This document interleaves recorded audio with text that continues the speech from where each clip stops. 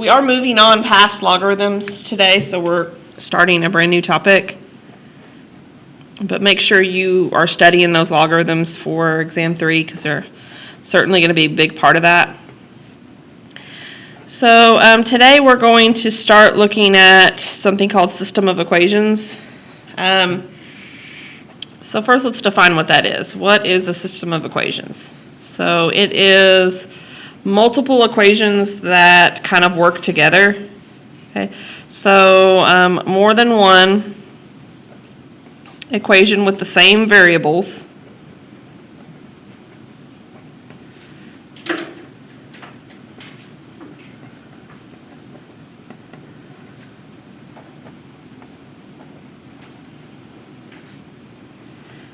that work together to describe a scenario.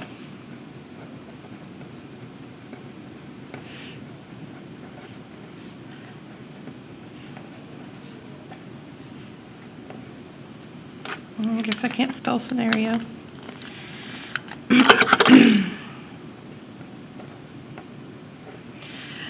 We're going to be looking for a solution to this system. The great part about these is they can almost always be checked, either in your head or on the calculator, and so you will know whether you did these right when you move on to the next question, which I really like. Okay, so a solution to a system will be a solution to each individual equation.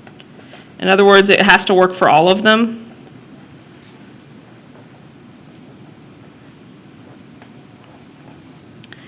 Or it's basically what point or points they have in common.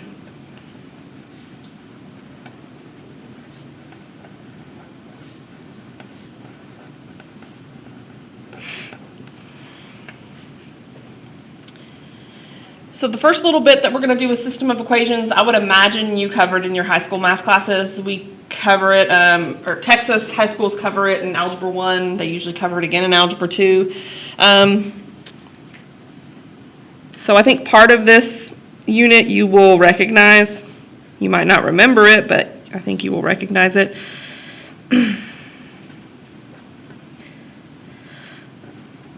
All right, so the first thing is when we're showing a system of equations, most textbooks do a curly brace to indicate that, hey, these equations are grouped together.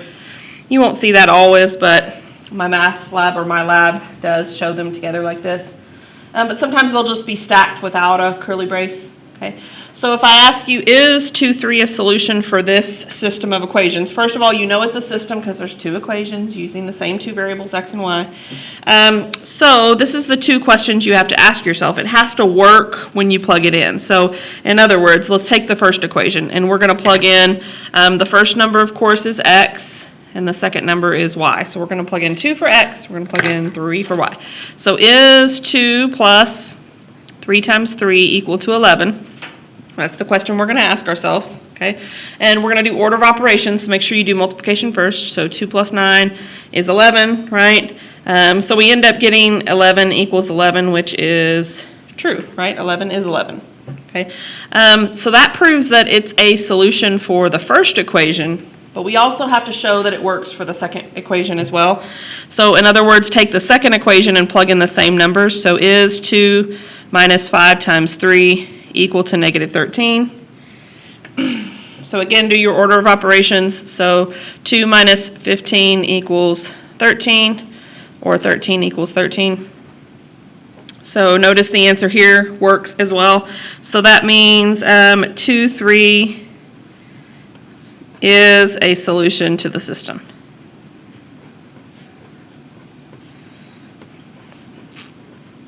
So you might have a question on MyLab that has you asks you something similar like that, and you'll see, does it work for the first one, and does it also work for the second one? Just be aware that there are plenty of points that work for one and don't work for the other, so you actually do need to check both of them to make sure that it works. All right, so notice that we had one single solution, right, and it was a point, right? It was an x, y point.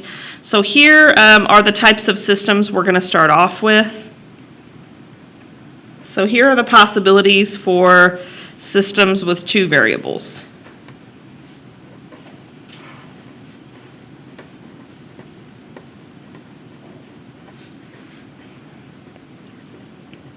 Okay, so these are going to be the possibilities for linear equations. Okay, the most common possibility is you're going to have two lines and they're going to cross each other at one point, and so you're going to have one solution. Okay. When you have lines, that is by far the most common scenario, is you'll get one answer, and that's it. So notice the solution would be whatever this point is. Whatever point they have in common, that would be the solution. Okay. But remember, we have lines that don't touch each other ever. So if we're looking to see what these graphs have in common, what would be the problem here? If I tell you to tell me what they have in common, what's the problem? They don't touch, they don't have anything in common, right? So this would be a no solution system. Okay, if you come up with parallel lines, they're never going to have anything in common, so you'll have no solution. But then also you can have an equation of a line, and then when you look at the equation for the second part, or the second equation, it ends up lying right on top of the same line that we already talked about, right? So how many points do these lines have in common? They have infinitely many, right? Because there's an infinite number of points on the line. So it's infinite solutions. That's not the same as all solutions, okay? But it is any point on the line.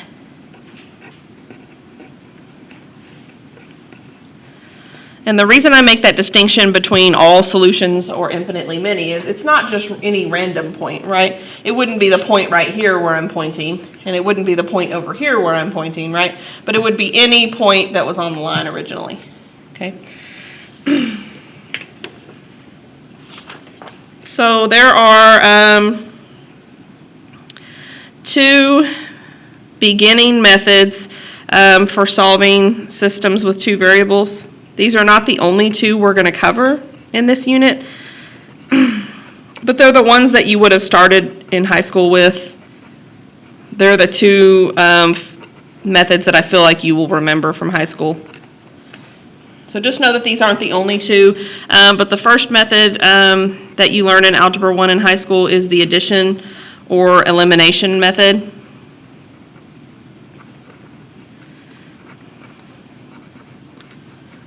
So it's the same method, but it's called both of those things, okay, elimination / addition.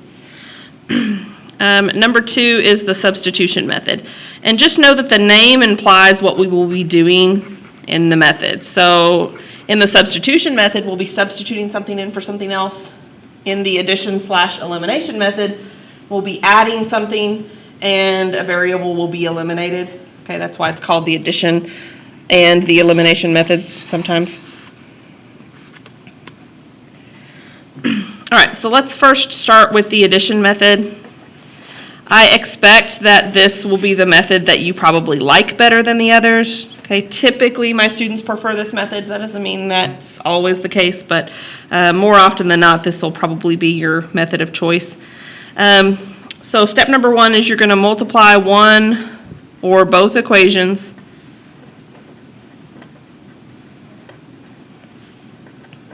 by a number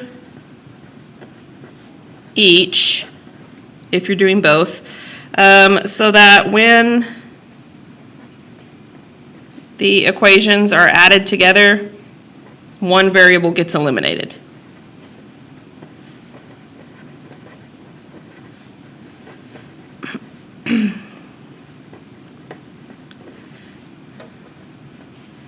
So you're going to start off with two variables, typically x and y. But after this step, one of those variables is going to be eliminated. And by the way, that's why it's called the addition / elimination method, because that's what we'll be doing to process the method. All right, so step number two is you're going to now go ahead and add the equations. Remember that we only add like terms together. We don't combine terms that aren't alike. And you're going to solve for the remaining variable because you got rid of one, and so now you only have one more.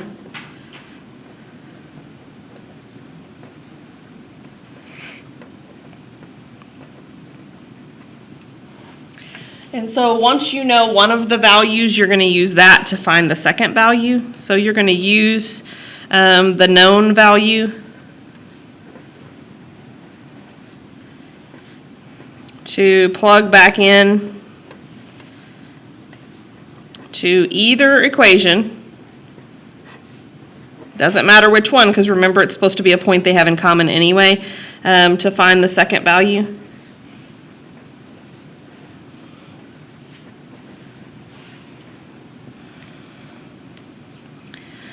And then step number 4 is to write your answer as a point and check it.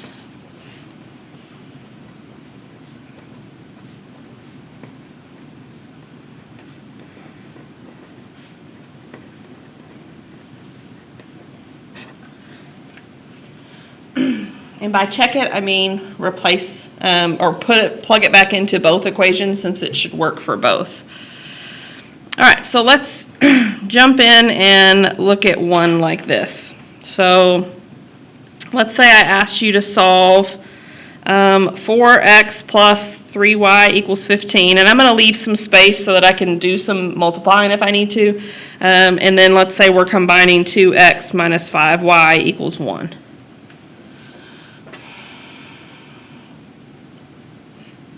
So notice I have two variables, x and y, and I want to know what each of them are. I want to know what x is, I want to know what y is. Okay. Now if all I do is go and add these together, that's not going to help me at all. Why is it not going to help me at all if I go ahead and add them right now? Because nothing's going to get eliminated, right? I'm still going to have an x term. I'm still going to have a y term, and then I don't know what to do with either one, right? But what could I change maybe one of them to pretty easily that would make one of the variables get eliminated? Like what would, for instance, I really like this number to be here? 4. What kind of 4? Well, if we add that to positive 4, we'll get 8, right? So we really want one to be positive and one to be negative, right? So if this were a negative 4, we would have what we wanted, right? One would get eliminated. So what can you multiply 2 by so that you get a negative 4 there? Negative 2. So here's the kicker that a lot of people forget. They forget that this negative 2 actually needs to multiply everything by negative 2, okay? Not just the first number. So this is what we're going to have now. I got 4x plus 3y equals 15. The first equation didn't change. But in the second equation, I get negative 4x plus 10y equals negative 2. So now we're going to go on to step 2, which is add the equations together. So notice, just like we wanted, what happens with x? It's eliminated, right? That was the whole point of the method to begin with. And now we add like terms, so 3 plus 10y would be 13y. 15 take away 2 would be 13. And so we are going to divide by 13. So we end up with y equals 1. Okay, that is half of your answer. That is not your full answer, right? We still need to find which other part. You know the y, but you want to find the what? You want to find the x? Okay, and it doesn't matter which equation you use. You can use 4x plus 3y equals 15, or you could use 2x minus 5y equals 1, and it should work either time, right? Because it's supposed to be a point they have in common. So I'm going to choose to use the second equation, really for no other reason than the fact that they're smaller numbers, or at least the 2 is. I really don't have another reason. So this is going to look like 2x minus 5 times 1 equals 1. So now I just need to simplify, so I'm going to add 5 to both sides here. So that gives me 2x equals 6. And then divide by 2. So I get x equals 3. So how you write the solution is as a coordinate point. So the solution is x comma y, and you write it with parentheses and all.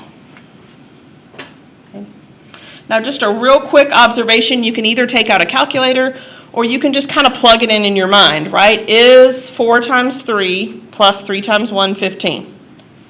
So note where I'm pointing at here with my finger, right? So it's 12 plus 3, 15. Yes, that works, right? And then check it here, right? Is 2 times 3 minus 5 times 1 equal to 1? So that's 6 minus 5 is 1, and we're good to go there too.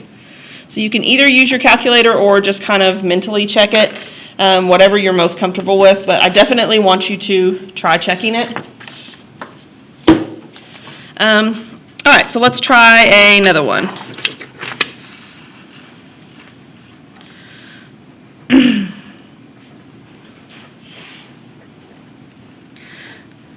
So we've got 3x minus 4y equals 11.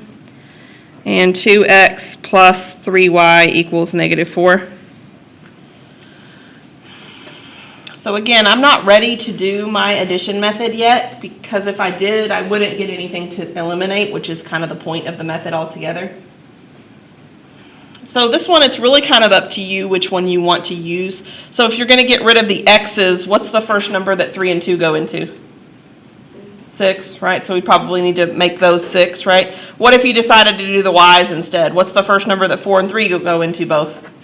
12. Okay, so it doesn't really make a difference. I'm going to probably do the x's just because 6 is smaller than 12. Okay, so I'm going to multiply this one by 2. Why am I multiplying this one by 2? Because what do I want this to be?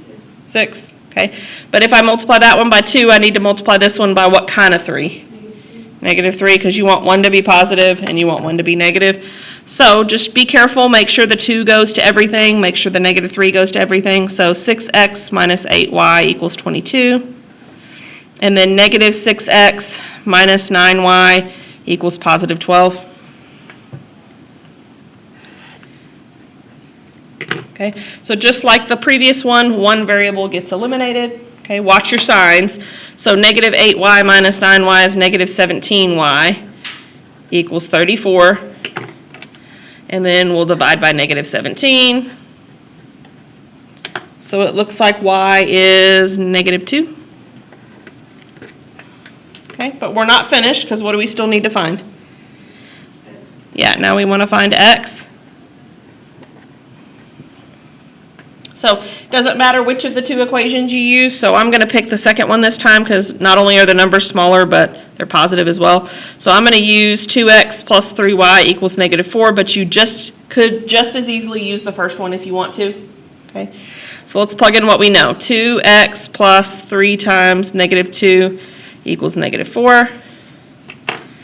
So note this would be a negative 6, so to get rid of it, I'm going to add 6.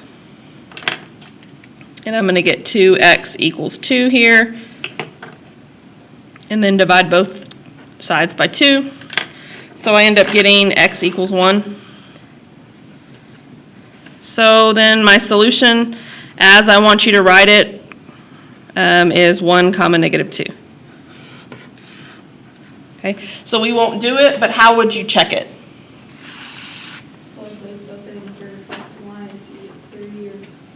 Right, well, you'd plug it both in here, right, and make sure you get 11, and then plug it into the second equation, make sure you get negative 4. Okay, don't just stop with one. Remember, it's got to work for both. Okay, so that's what I mean by a lot of these questions can be checked. And like when you're doing test 3, you can move on to the next question and know that you did it right if you just take a couple extra seconds to check it. All right, so let's do one more like this, and then we're going to look at the substitution method also.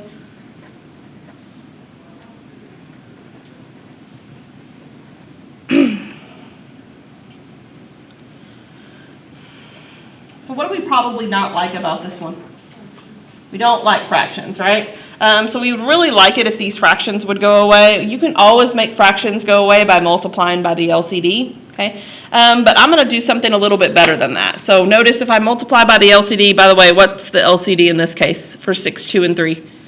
6, right? But I'm going to multiply by negative 6. The reason being that I actually don't want this to be x. I actually want it to be negative x so that it'll cancel out with this one.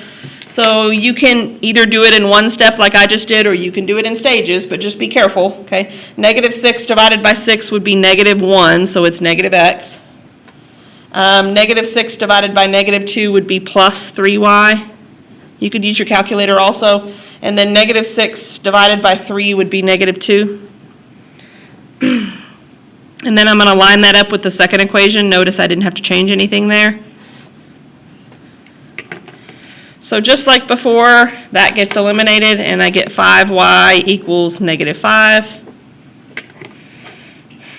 And then divide both sides by 5. So y is negative 1. In the past 3 examples, we've always been finding y first. And just know that when you get to your homework, that might not be the case. If you find x first, you'll just plug that in to find your y. So which one are we going to use for sure? If I go back and look at my originals, I'm not using the first equation. Why not? It's got fractions and I don't like them, right? So I'm going to use the second equation here, but you could use the one with fractions if you just really, really wanted to, okay? And then let's plug it in. So x plus 2 times -1 equals -3. So that'll be a -2, so to combat or get rid of that, I will add 2. So I end up getting x equals -1. So then the solution that I could check would be -1, -1. Okay, so don't forget that you can check every single one of these. You can move on knowing that you did it right. So just for this one, I'm going to use the calculator to check my work just to show you what that looks like, especially because this has fractions. I would probably use a calculator to check my steps. So let's check the first one, right? -1/6 minus -1/2, because notice I'm plugging in -1 for both x and y. Let's see if that equals 1/3. So notice it doesn't, so what did I do wrong? I plugged in something wrong, I'm fairly sure of it. Oh yeah, I plugged in -2, I'm not really sure why. So that should have been a -1. All right, so that is 1/3. Y'all couldn't see it anyway because of the glare. But remember, you can always go math fraction and confirm. Why isn't that working? Oh, there we go, math fraction. And then the second equation would be -1 plus 2 times -1. I mean, I don't even think you really need a calculator for that, but notice that would be -3. So that's what I mean by plug it back into both. Okay, make sure you get the answer that you were expecting. All right, so before we move on to the substitution method, what do y'all think are the most common errors in this method? Really in any of them, but what do you think is the most common errors here? So I'll give you one. One common error is, like, for instance here, forgetting to multiply through everything by 2. Okay, what else, what other kind of simple errors do you think are pretty common? Not going back and checking. Checking usually catches the simple errors. So like here, for instance, if you had a -6 and let's say you weren't paying attention and you decided to subtract 6 on both sides or something, okay? It's very common to make sign errors, and you'll get those sign errors. You'll know that you made a mistake if you go back and check it, and if it's not working, that's the first thing that I would look for. I would look for, did I do negatives times negatives and get positives, and did I make any sign errors or anything like that, okay? All right, so let's look at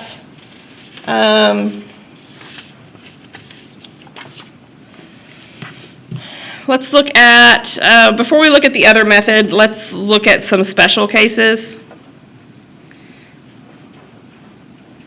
And then we are going to look at substitution also. Hang on. Just kidding. So before, I want to do a couple substitution method. I don't want to look at the special cases yet. Sorry, I got ahead of myself. All right, so here is the format for the substitution method. Just remember that the name implies what we'll be doing. So just like the addition method told us that we'd be adding, the substitution method should tell us that we'll be substituting something in for something else. So step number 1 is you need to solve for one of the variables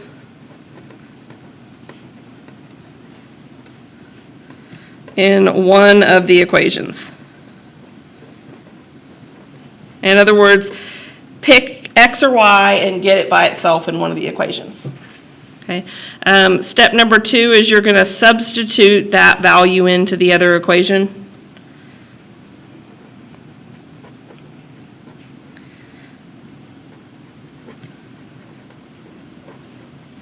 And when you do that, when you substitute that value into the other equation, you will be left with only one variable again. So I'm going to say you're going to solve for the remaining variable, the only one left.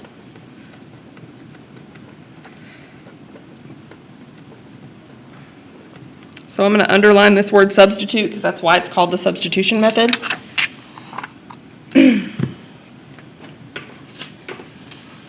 And then steps 3 and 4 actually look just the same as they did in the previous method. So once you know one of the variables, then your process becomes the same. You're going to use the known value to plug back in.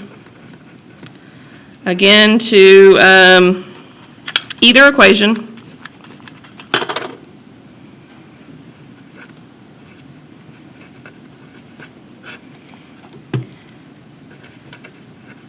And that's going to give you the second value.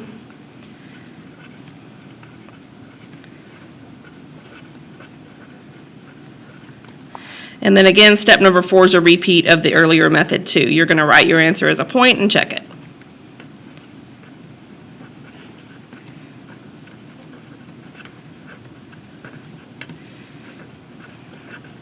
So this is literally a second method for doing the exact same thing. We're still looking to see what points these equations have in common.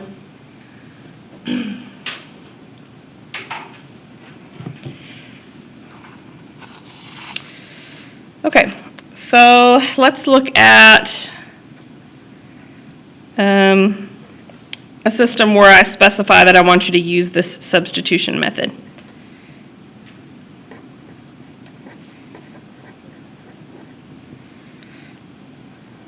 So let's say I have 5x plus 2y equals negative 4, and then I have x minus 3y equals 6.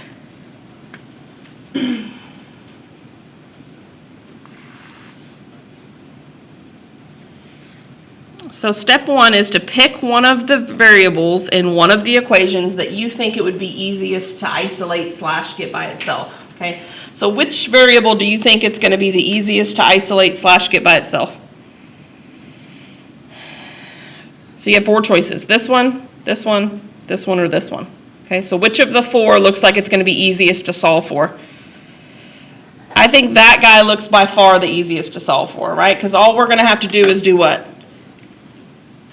How would you get the x by itself in that equation? Add a 3y. Yeah, just move over the 3y, right? So we're just going to add 3y. So we end up getting x equals 3y plus 6, or 6 plus 3y. Doesn't really matter how you write that. Both are equivalent. So in step 2, you're going to take a look at the other equation that you didn't just use. So the 5x plus 2y equals negative 4. But you are going to substitute this value in for the x in the second equation. Okay, so rather than writing 5x plus 2y equals negative 4, we're going to substitute in what we know x is equal to. So 5 times this plus 2y equals negative 4. So we're not finished here. We still need to do distributive property, but what do you notice? How many variables are we left with now?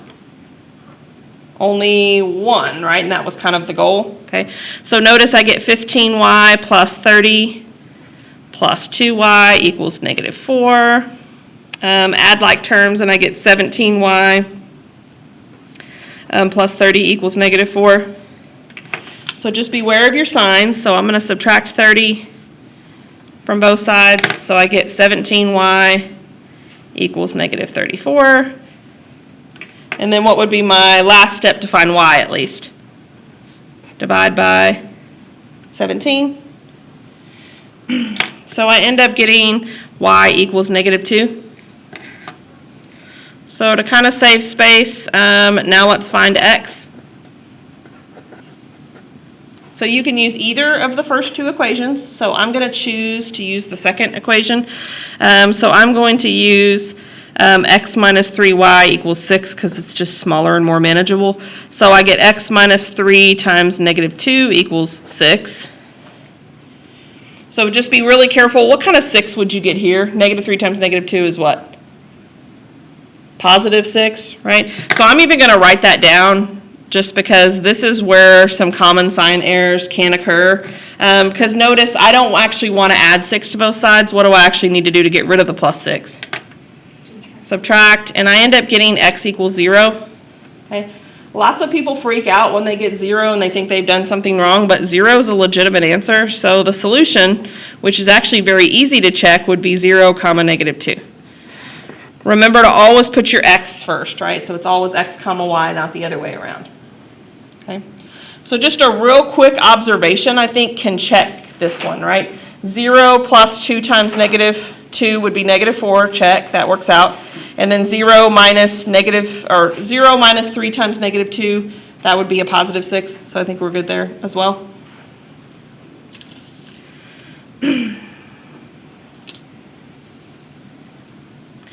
Okay, so now I do want to talk about special cases. We're going to do some more examples, but just wanted to make sure that we at least covered one problem with the second method. So here are your special cases. If both variables get eliminated, so note that in both methods we're trying to eliminate one variable so that we can only have one left over. But sometimes when we do these processes, we actually accidentally get rid of both of them. Not really accidentally, it's just what happens. So if both variables get eliminated, and here are your two options, and you get a false statement, you get something that is not true in the end. So both x and y are gone, and you get something false. This means no solution.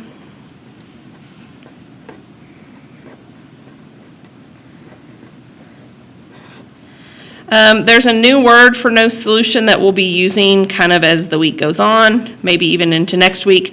But if you see the term inconsistent, that also means no solution. Okay, remember in means not, right? So if it's not consistent, it means there's no solution at all. So by the way, what kind of lines when we drew our pictures was this, when you got no solution? Side by side. Yeah, these are parallel lines.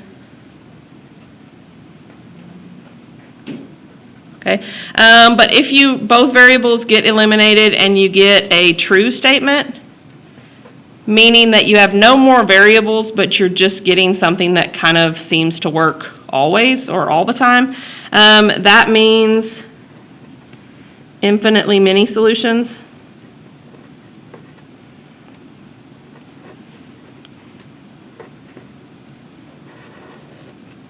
The other word that means infinitely many solutions, you might see the word dependent.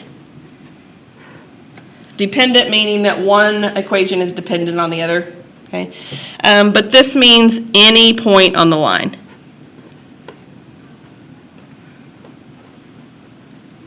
So it's not just any point at all, it's any point that's on the line. So remember, this is when you got the same line for both. Like when one line lies right on top of the other line, that's why we're getting so many points in common.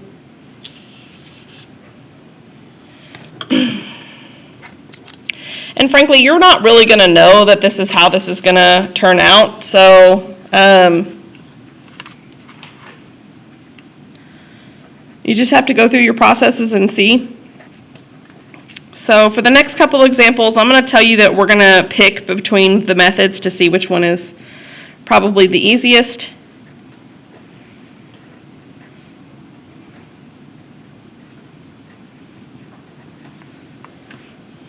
So let's say I gave you this method. Now on your homework, you're going to have questions like this. Some where it's like use one method over the other, and then some where it gives you a choice on which to use, and you just need to think about kind of what it's already set up for. So which method is this already pretty clearly set up for? This is definitely set up for substitution already. Why do I say that? Yeah, x is already by itself, and frankly, if you were going to use the other method, you have to shift some stuff around and it wouldn't work quite as well. So we're going to use substitution. In fact, I'm going to plug this into there. Okay, so instead of x, I'm going to replace it with 9 minus 2y. So my x plus 2y equals 13 is going to be rewritten or substituted as 9 minus 2y in for x, and then plus 2y equals 13. So what do you notice is going to happen with our minus 2 plus 2y? They're going to cancel, right? Because negative 2y plus 2y is 0. And you're just going to end up with 9 on one side and 13 on the other. The problem with that is what? 9 does not equal 13, right? So all the variables are gone and I got something that's not even true at all, right? So what does that mean then? No solution, or what's the other word? Inconsistent. So there will literally be a multiple choice option on your homework. and you will just choose the one that says either no solution or inconsistent. So what that means is there's no point that would ever work because they're actually parallel lines. That's what it means.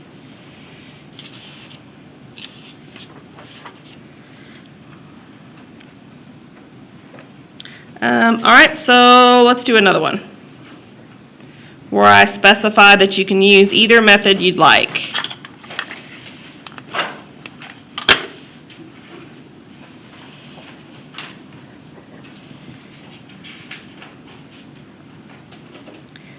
So 2x plus 3y equals 4, and 8x plus 12y equals 16.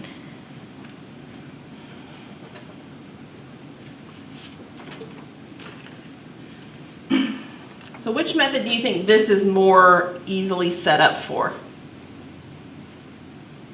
Notice solving for any of the variables would be difficult, right? So we probably wouldn't use substitution, but I think it's perfectly set up for elimination already, okay, slash addition, right? So what could we multiply this first equation by, for instance, that would make x go away? -4. Okay, so let's do that. We're going to multiply by -4. So we're going to get negative 8x, make sure you do it by everything, minus 12y equals negative 16. And then I'm going to line up my second equation. So you might already see the issue here, right? Not only is x going to get eliminated, what else is going to happen? Yeah, everything actually gets eliminated, right? All of it, okay? So you end up getting 0 equals 0, which is a true statement, right? It's not like the last one where we got 9 equals 13, which is not true, okay? So what it actually means is it means infinitely many solutions or dependent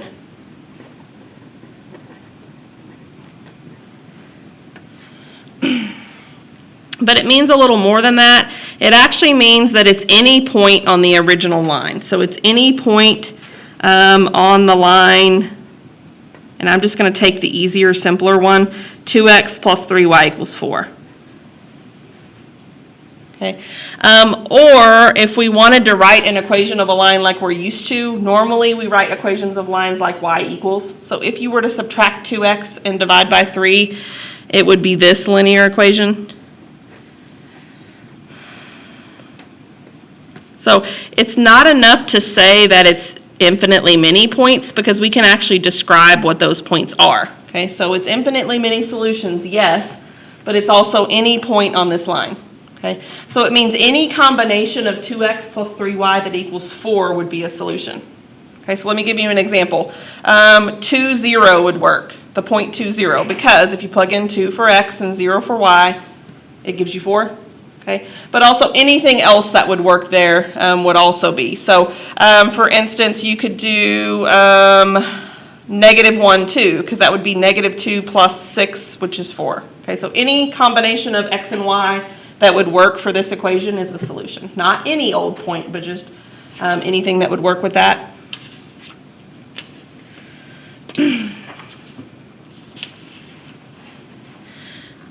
Okay, so before we move on to another method, I want to look at a couple of word problems where I'm going to ask you to come up with your own system. Okay, but they won't be too challenging, but you might see one like that on a test where maybe you're not given all the information and you have to figure it out.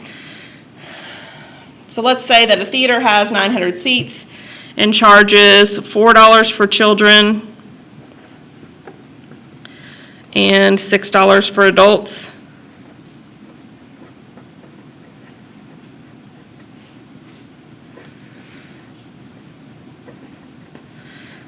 So let's say one night the theater sold out all of its tickets.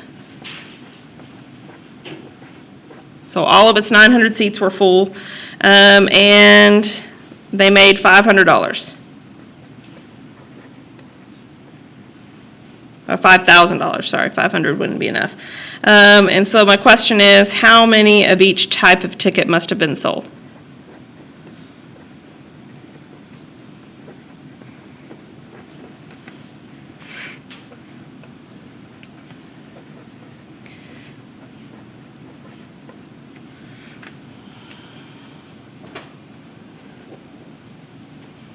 So if you can do these last two questions and be able to do both methods, I think that you've really got the idea of what I want you to have from this section 5.1, and we can move on to 5.2. So the first thing is you don't have to use X and Y. I'm going to use C for child and A for adult, okay, because I think it makes more sense for this problem. So I'm going to come up with two equations, one based on the number of seats we have, and then one based on the amount of money that's made, okay? So how many seats do we have total? 900, right? We don't know how many children or adults there are. That's actually what we want. But we know that when we add them together, there's 900. Okay, so before we move on, that doesn't mean there's 450 and 450, right? There could be 100 and 800. There could be 200 and 700. There could be all kinds of combinations here. So the next thing, let's talk about money, right? How much is each child's ticket worth? 4, so I'm going to say 4C. Okay, how much is each adult ticket worth? 6A, right? And if I add those together, the theater made a grand total of 5,000. Okay, so notice now I have two equations and I can proceed like I did on all the rest of them, right? I just had to come up with my own equation, or my own equations, I should say. So I'm going to use substitution just because I feel like that's going to be probably a method you don't use very often, but you need to be familiar with it. So I'm going to take C plus A equals 900, and I'm going to solve for one of the variables. Doesn't matter which one, so I'm just going to subtract A from both sides. So I get C equals 900 minus A. Okay, so what am I going to do with this according to the substitution method? Yeah, I'm going to plug this into the other equation.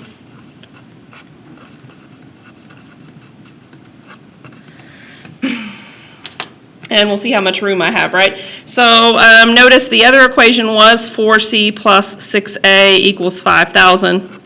So I'm going to plug that in for C. So it's 4 times 900 minus A plus 6A equals 5,000. So I'm going to come all the way up here and see if I can finish out the rest. Make sure that you distributive property here. So I actually should get 3,600 minus 4A plus 6A equals 5,000. So combine like terms, and I get 3,600 plus 2A equals 5,000. So now these numbers are larger, but we can still do it, right? So we're going to subtract 3,600. So we're going to get 2A equals 1,400. So it looks like we divide by 2. So it looks like A is going to be 700, which I think we can eyeball and tell what children will be now, right? Because how many people would there have to be total again if all the seats are going to be filled? 900, right? Which means there has to be 200 children. Okay. So in the end, notice that the letters kind of spell out what we solve for, right? There are 200 children and 700 adults.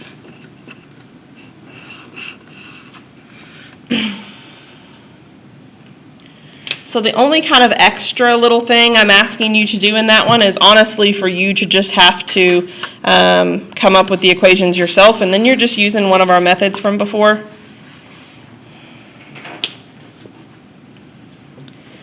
All right, so let's do another one. And then we're going to see where we're at. So let's say that a farmer has 500 acres to grow both corn and wheat.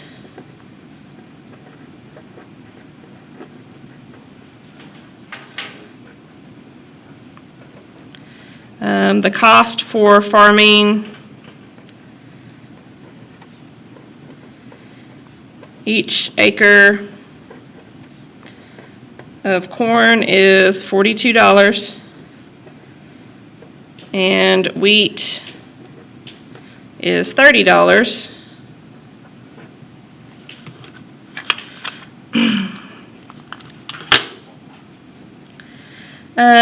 Let's say that he ends up spending all of, he spends $18,600 And he does that by cultivating / planting all of his land.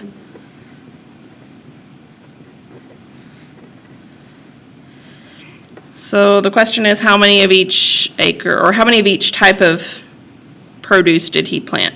So how many acres of each crop did he plant?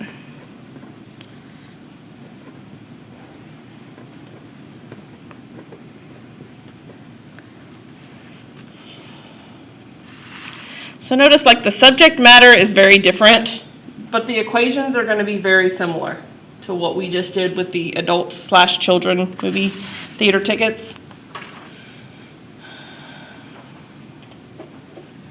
Okay, so we're going to come up with our own equations, and again, instead of using X and Y, I'm going to use C for corn and W for wheat, so I don't have to try to remember which one I did originally. So I know, I'm going to do the easy equation for y'all. I know that when I add them together, it's 500 acres. Okay, so what should the second equation involve then? What kinds of units? 42 and 30. Yeah, like the dollar amounts, right? So if it's 42 for corn, how am I going to write that? 42C. 42C, and I need to add that to the what for wheat? 30. 30 for wheat. And when you add all those together, you get 18,600. Okay, so this time I'm going to use the addition method, just to remind us that we can do it either way. Okay, so if you're going to use the addition method, don't get thrown off by the fact that these numbers are large. I just really need one of these to be the negative version of one of these, right? And then I could get eliminate, or I could get one of the variables to eliminate. So I'm going to multiply by negative 30. I'm going to try to get rid of W, in other words. So that's going to give me negative 30C minus 30W equals negative 15,000. Okay, maybe use your calculator if you're uncomfortable with the largeness of the numbers. Line up the second equation under it. So what's going to happen, just like we wanted, to the W's? Canceled or eliminated, right? That was the whole point of the method. And then we're going to get 12C equals 3,600. So then we will divide by 12. So C, 36 divided by 12 is 3, so C is 300. And then we still need to find W, but again, I think we can do that just mentally, right? Because how many acres was there total of crops planted? 500, which means the wheat has to be what then? 200. So it's going to be 300 acres of corn and 200 acres of wheat.